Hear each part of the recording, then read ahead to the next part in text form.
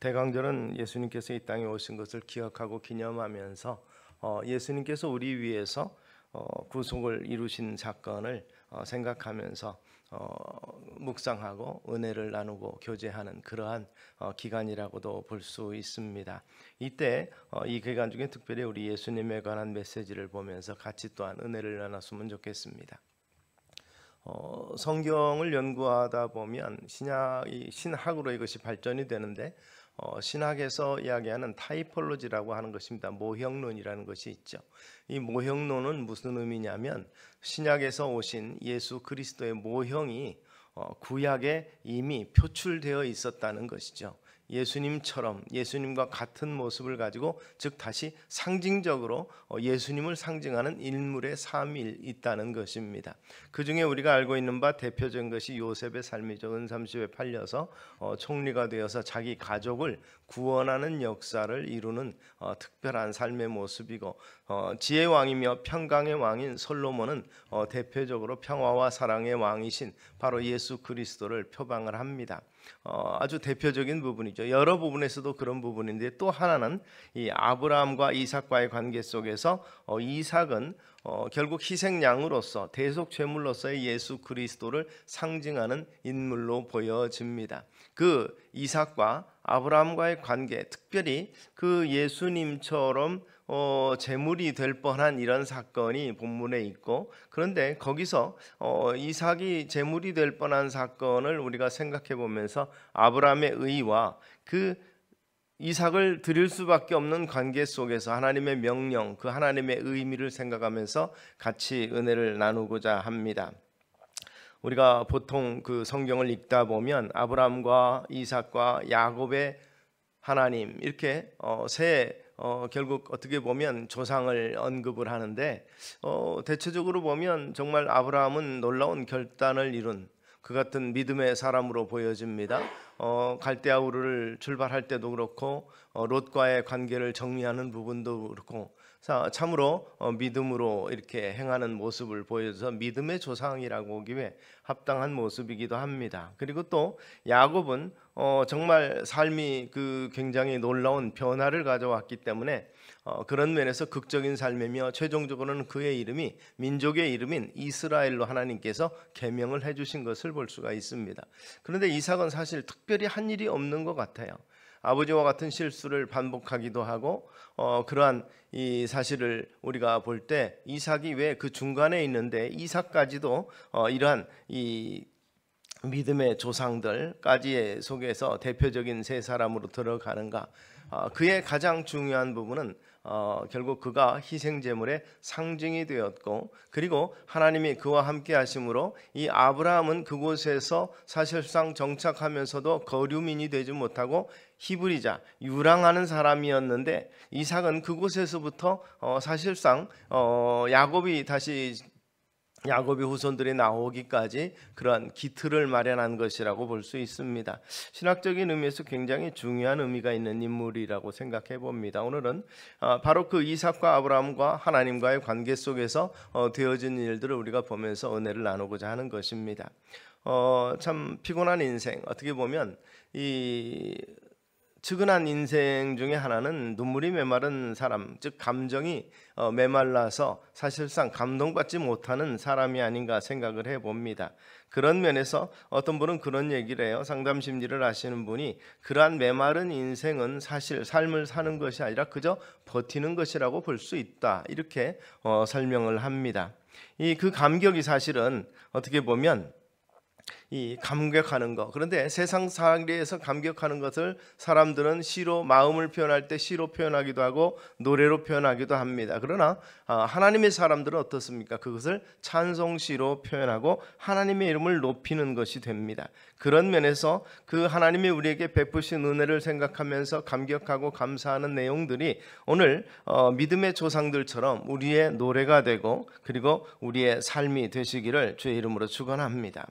바로 그런 면에서 하나님께서 우리에게 감격할 만한 은혜를 주시지만 또한 하나님께서는 우리가 그 믿음으로 살고 순종하며 하나님의 뜻을 이루는 것을 보면서 성경은 뭐라고 말합니까? 우리를 보면서 그 기쁨을 이기지 못하신다. 다른 표현하면 하나님도 자기 백성 때문에 감동하고 감격한다, 이런 말이죠. 전능하신 하나님과 인간을 비교해 볼 때 서로 이렇게 교류하는 과정 속에서 하나님의 베푸신 우리의 은혜, 우리가 받을 바 은혜는 뭐 비교할 수는 없지만, 그러나 아주 작은 것 하나도 하나님께서는 우리를 기뻐하신다는 거죠. 마치 그 어린 아이와 같아요. 사실 태어난 어린 아이 같은 경우는 하는 게 뭐 있습니까? 어머니 젖을 먹고 잘 자는 것밖에 아무것도 없어도 그것이 부모에게 큰 기쁨입니다. 성장하는 모습만 보면 얼마나 사랑스러운지 몰라요. 그 존재 자체. 그래서 옛날에 개구장이라도 좋다, 튼튼하게만 자라다오, 이런 무슨 분유 선전도 있는 것처럼 우리가 그것을 공감하죠. 그처럼 하나님께서 우리가 정말 생각할 때 하나님을 위해서 위대한 일을 하는 것보다도 그런 것이 없어도 하나님은 이미 존재 자체로서 우리를 자기 백성 삼으시고 자녀 삼으신 것을 인하여서 기뻐하시고 우리를 인하여서 감동받으신다는 사실을 우리는 생각하실 수 있게 되기를 바랍니다. 그런데 그러한 하나님을 감동하게 하고 하나님이 그렇게 기뻐하시게 하는 유일한 길이 있습니다. 그 길이 무엇이겠습니까? 주님께서는 스스로를 뭐라고 표현하면 내가 그 길이라고 말씀하고 있습니다. 내가 길이요 진리요 생명이니 나로 말미암지 않고는 아버지께로 올 자가 없느니라고 말씀하시면서 그 유일한 길인데, 그 유일한 길이라는 것이 우리가 예수님을 믿는 것만이 아니고 또 한편으로는 예수님의 거룩한 인격을 가지게 되는 것입니다. 그리스도의 장성한 분량에 이르기까지죠. 그 중에 한 모습이 오늘 본문 속에 나타나는 것을 보면서, 그렇다면 그렇게 하나님 앞에 나아가고 그리고 하나님을 기쁘시게 하는, 하나님을 만족하게 하고 하나님이 기뻐하실 만한 그러한 일들을 감당하는 길이라, 유일한 길이라, 유일한 방법이라고 볼 수 있는 것이, 이 관계 속에서 아브라함의 모습을 보면서 우리가 볼 수 있는 것은 크게 두 가지로 볼 수 있습니다. 그것은 곧 신뢰죠. 상호간의 신뢰고 믿음입니다.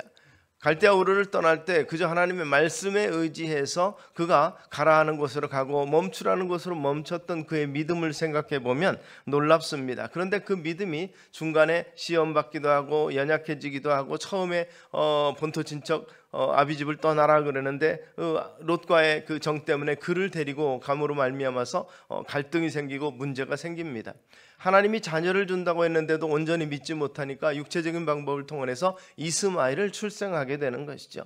죽은 것 같았던 자기 몸에서 어떻게 그런 소망이 있을까 생각을 하는 순간에 이삭을 100세에 하나님이 허락하신 것을 볼 수가 있습니다.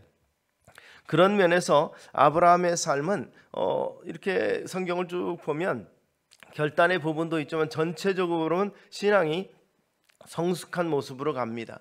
그래서 결국 롯에게 모든 것을 양보하고서도 하나님의 축복과 약속을 믿고 담대하게 그에게 선택권을 맡겨버리는 그러한 신앙의 성숙이 있고, 오늘 본문 속에서 한 걸음 더 나아가서 독생한 아들을 참으로 제물로 바치라는데도 기꺼이 순종하는 모습을 보여줍니다.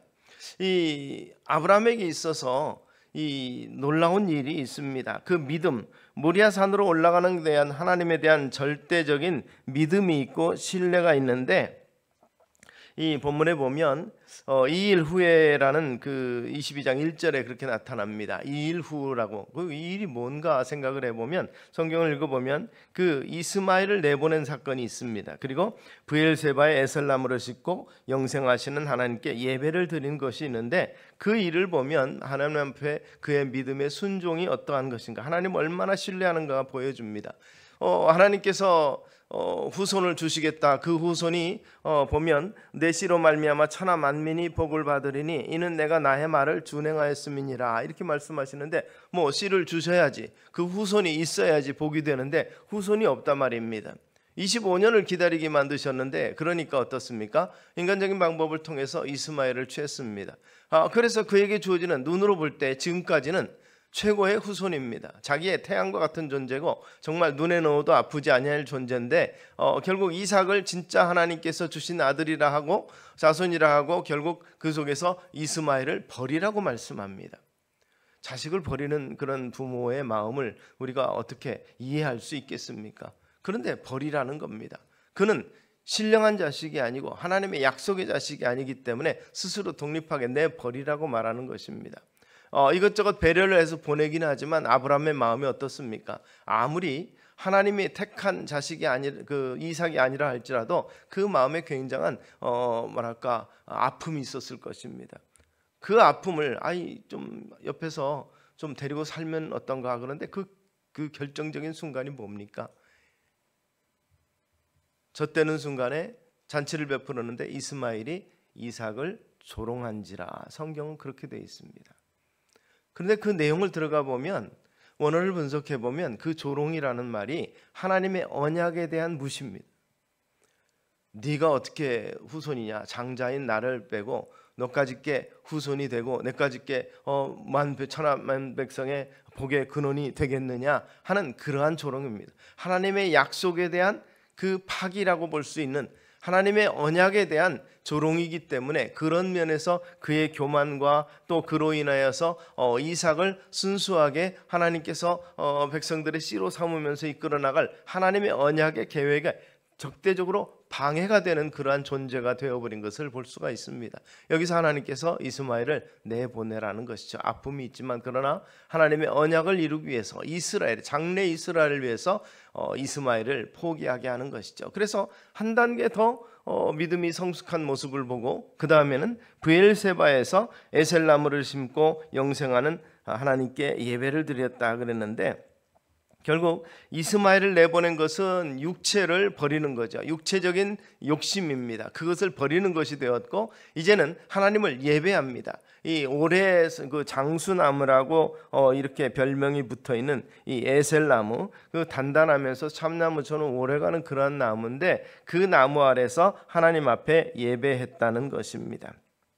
우리의 삶 속에서 여러 가지로 동분서주 뛰다 보면 이 육체를 믿고 신뢰하고 또 육체대로 살아가는 모습이 얼마든지 있을 텐데 이것을 버리고 전적으로 믿음으로 살아가도록 결단하는 그 모습이 이 속에 있습니다. 그냥 마음에 결심하는 것이 아니라 실제로 옮긴 사건, 아들을 버리는 거죠. 바로 그러한 사건이 하나님의 말씀이 어떻게 보면 이해되지 못할 말씀이라 할지라도 그것을 믿고 순종하는 모습이 있고, 그리고 그러한 하나님을 바로 영원토록 예배하고, 예배했다는 것은 하나님께 그 권위와 가치를 돌려드리는 모습인 것입니다. 그런데 브엘세바는 나중에 이스라엘 자손의 기업으로 받은 최남단, 그래서 애굽과의 경계가 됩니다. 브엘세바에다가 이것을 나무를 심고 거기서 예배했다는 것은 사실 그는 왜 거기서 했는지 의미를 모르지만 하나님은 거기서 받으시고 거기까지가 이스라엘의 후손의 경계, 믿음의 아버지의 결국 신앙 고백을 통해서 이스라엘의 경계를 정하신 그러한 모습을 우리가 보게 되는 것입니다. 아브라함에게는 가나안에 땅 하나 없지만 그러나 그곳에 산 나무를 택하고 하나님을 예배함으로 말미암아서 이 나그네로 살아가면서도 결국 믿음의 나무를 심는 존재처럼 우리가 살아간다는 것을 기억하시기를 바랍니다. 그래서 이러한 믿음으로 가지는 삶을 사는 사람들에게 이 모리아산에서의 최종적으로는 그의 감사와 감격은 어떤 표현으로 터집니까? 여호와 이레라는 표현으로 터지게 되는 것을 볼 수가 있습니다. 히브리서 11장 16절을 보면 이렇게 아브라함에 대해서 평가를 합니다. 저희가 이제는 더 나은 본향을 사모하니 곧 하늘에 있는 것이라. 그러므로 하나님이 저희 하나님이라 일컬음 받으심을 부끄러워하지 아니하시고 저희를 위하여 한 성을 예비하셨느니라. 믿음의 조상들을 위해서, 믿음으로 사는 삶들을 위해서 한 성을 예비하신 하나님, 그리고 저희 하나님이라 일컬음밖에 부끄러움이 없는 자랑스럽게 생각하시는 하나님이고 그의 백성이라는 사실입니다. 그 아브라함이 받은 새로운 도성의 영원한 약속의 기업이 바로 우리 성도들에게 있다는 사실을 잊지 않게 되기를 소망합니다. 아브라함은 이스마엘을 내보내고 브엘세바에 나무를 심는 거기까지가 아니라 거기 더 넘어가는 하나님의 시험이 하나가 있는 것이 오늘 본문입니다. 바로 이삭을 제물로 드리는 것이죠. 그런 면에서 우리는 하나님이 좀 거기까지 가고 꼭 칼 들어서 거기까지 증명하기까지 하나님이 그렇게 하시면 좀 너무 무리한 거 아닙니까? 이미 아브라함의 중심을 아니까 알겠습니다 하고 사라에게 이야기하지 않고 아들과 사환들과 함께 이렇게 먼 길을 모리아산으로 떠나는 때 그래 됐다. 그 정도면 됐으니까 가서 예배 드리라고 미리 전지를 하셨으면 내가 수양 준비했다 그러시면 우리는 좋지 않겠어요? 미리 좀 보여주고 미리 그것을 좀 편하게 해주면. 아니면 좀 더 가서 사환들에게 여기 있어라 그러고 올라가서 이 이삭을 묶는 그 순간 이미 그는 사실 이삭을 하나님 앞에 제물로 드린 사건이 되는 것이죠. 그런데 그 정도가 아니고 우리가 생각해 보면 그럴 수도 있어요. 이삭을 묶어놓고 여기까지 할까요? 하나님 어떻게 할까요? 더 진행할까요 말까요? 라는 이 갈등이 있지 않았을까요? 또 그런 면에서 칼을 들었는데 진짜 이 칼을 써야 됩니까? 여러분, 제물 드린다는 것은 단순히 제물을 죽이는 것으로 끝나지 아니합니다. 이스라엘의 제물은요, 번제는 완전하게 하나님 앞에 죽음과 그것을 다 드립니다. 그래서 각을 뜬다 그래요. 이건 뭐예요? 가죽을 벗기고 각 다리를 분리하고 뼈 관절을 다 분리해내서 그것을 다 태우는 것입니다. 아들을 그렇게 할 수 있겠어요? 그 결정적인 순간까지 하나님 꼭 이거 해야 됩니까? 하고 하나님을 바라볼 수도 있었을 것 같아요. 그런데 하나님께서 칼을 들고 그를 찌르려고 한 그 순간, 됐다, 멈춰라. 하나님 너무하지 않습니까? 라는 생각이 들 만큼 하나님은 마지막까지 하는데, 놀랍게도 이것을 보면 멈추라고 그러고 나서 아브라함이 돌아보니까 어떻습니까? 수양이 불에 걸려 있습니다.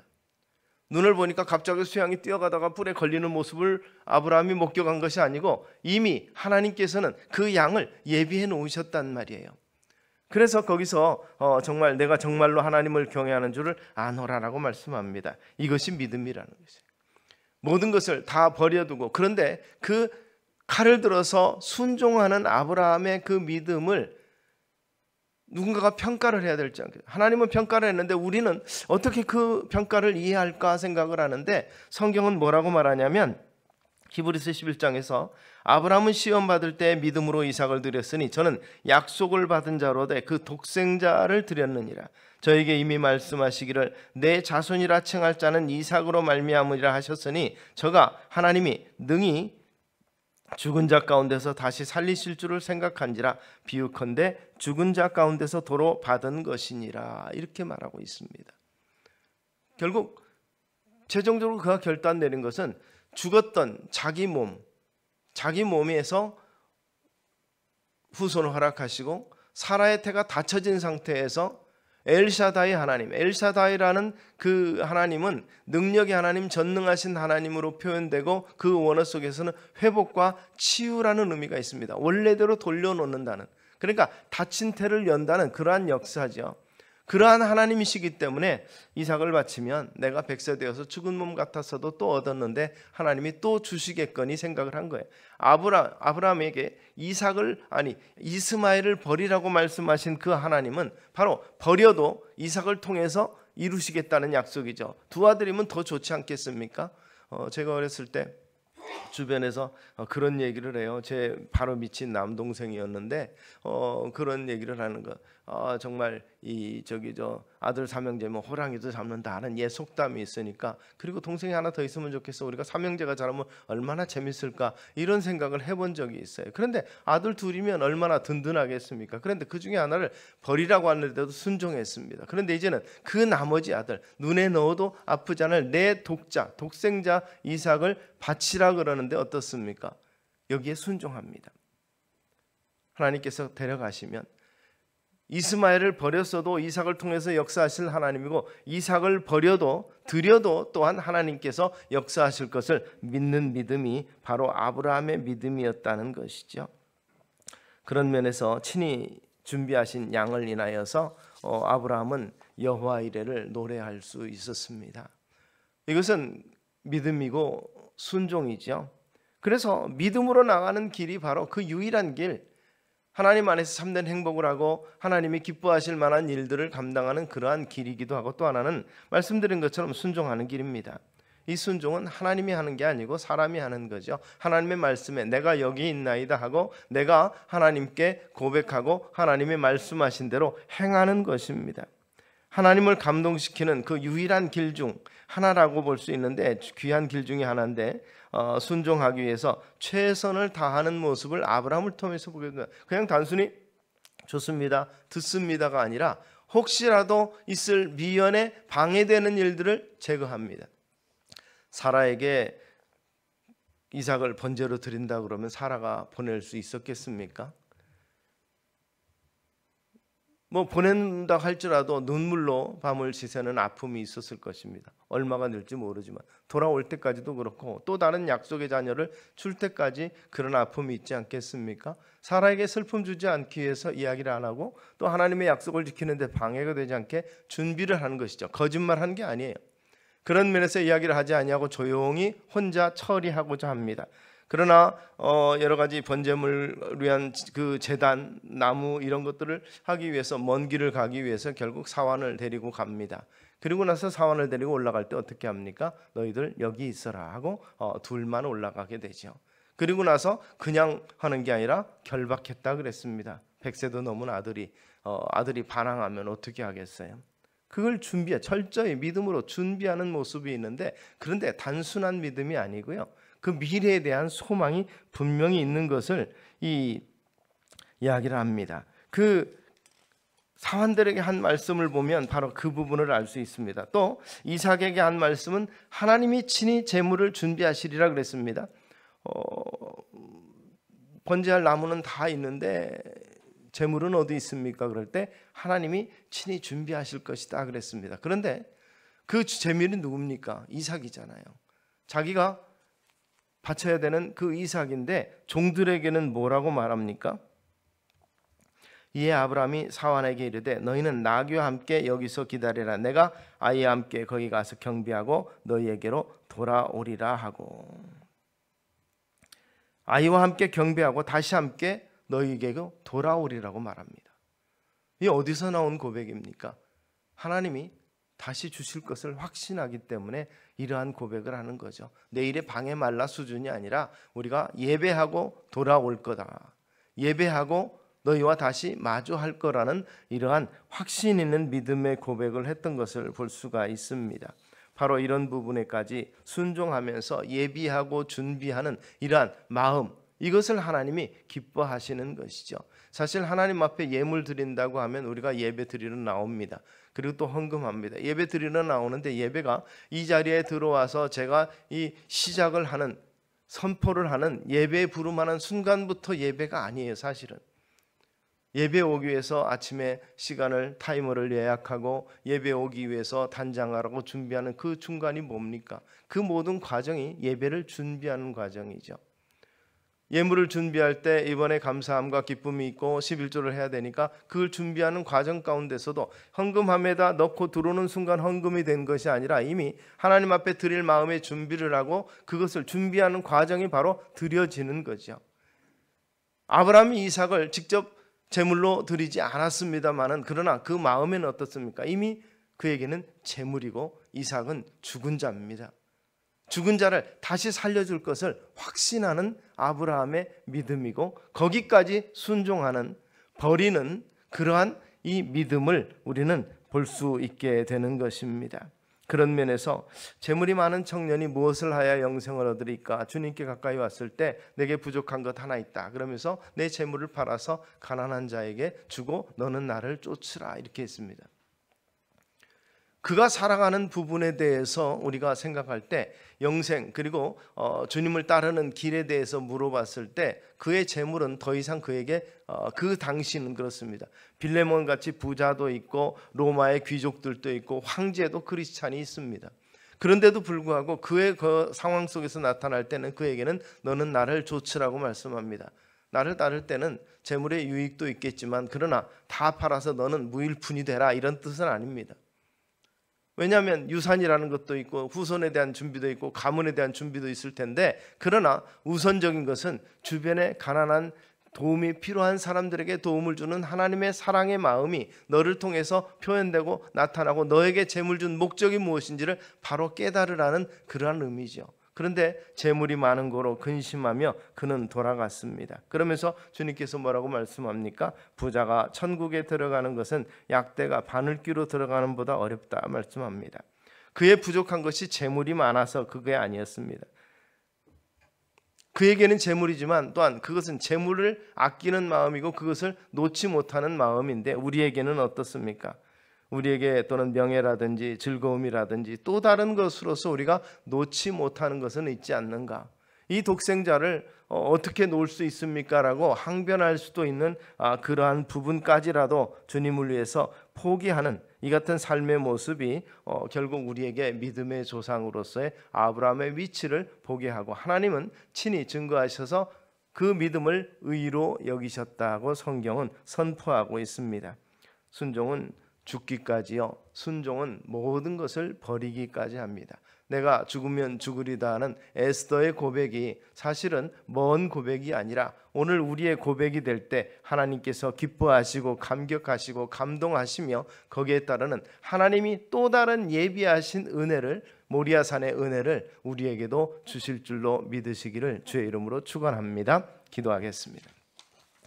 살아계신 아버지 하나님, 참으로 예수 그리스도의 모형인 순종하는 이삭의 모습과 참으로 하나님을 전적으로 신뢰하는 그러한 아브라함과 이삭과의 관계를 보면서 오늘 우리도 하나님이 원하시는 바 온전한 순종과 하나님을 전적으로 신뢰하는 믿음을 저들에게 허락하여 주시옵소서.